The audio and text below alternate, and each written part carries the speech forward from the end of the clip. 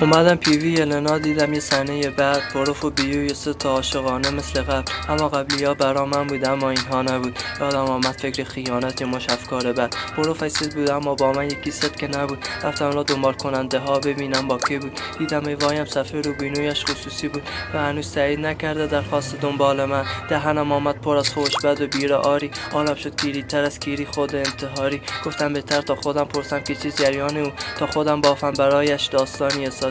گفتم یارا چه کریتر زدی احوال من فروختی و زدی رل توفرین یار من. کاش قدر درهمی خواهان من می بودی، میدانستی یکم تو قدر این حجت را. یار من فرمود چی میگی کسخلی یا احمقی؟ دل کجا بود خاک و ننگت خریتر میزنی؟ من که گفتم نیست رو بیکم دست من عیبی گناه، دست دوستم مسک من عقل نداری ارزنی. گفتم بچه اگه تو دست دوستت باشد گر خودش سیم کار ندارد تا زند بر خود اکی. گفت یارا رفته بود لو پیش این بابای خود، من دلم سوخت دادم مک را کند کارای خود. بار آخر باشد حجت میخوری پشتم دو گه حجت.